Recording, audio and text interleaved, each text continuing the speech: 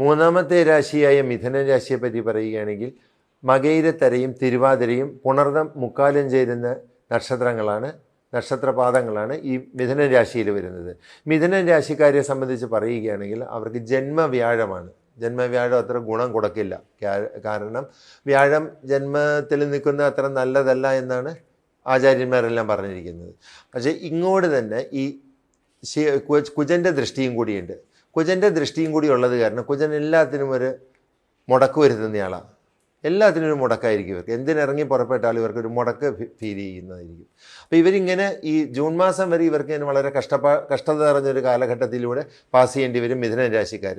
ആ ജൂൺ മാസം മുതൽ ഇവരുടെ വ്യാഴം രാശി കർക്കിടകത്തിലേക്ക് മാറുന്നത് മിഥുനൻ രാശിക്കാരെ സംബന്ധിച്ചിടത്തോളം വളരെ നല്ല അനുഭവങ്ങൾ കിട്ടി തുടങ്ങുന്നൊരു കാലഘട്ടത്തിലേക്ക് വരും. അതേസമയം ഈ വ്യാഴത്തിൻ്റെ ഗുണം കിട്ടുന്നതോടുകൂടി ഇവർക്ക് ശനിയുടെ ഗുണങ്ങൾ കുറഞ്ഞു വരും ജീവിതത്തിന്. അപ്പോൾ എന്നാലും 2.5 വർഷക്കാലം ഈ ശനിയുടെ ഉപദ്രവം ഇവർക്കുണ്ടാകും. അപ്പോൾ ശിവക്ഷേത്ര ദർശനം, അതുപോലെ തന്നെ വിഷ്ണു ക്ഷേത്ര ദർശനം, ഗുരുവായൂർ ദർശനം, അങ്ങനെയുള്ളതായിട്ടുള്ള വിഷ്ണു ക്ഷേത്രങ്ങളും ശിവക്ഷേത്രങ്ങളുമായിട്ട് ഇവർ കഴിയുന്നത് നല്ലതാണ്. കഴിയുന്നത്ര സർപ്പങ്ങളെ പ്രീതിപ്പെടുത്തുന്നത് ഇവരുടെ എല്ലാ തരത്തിലുള്ള ഉയർച്ചയ്ക്കും നല്ലതായിരിക്കും.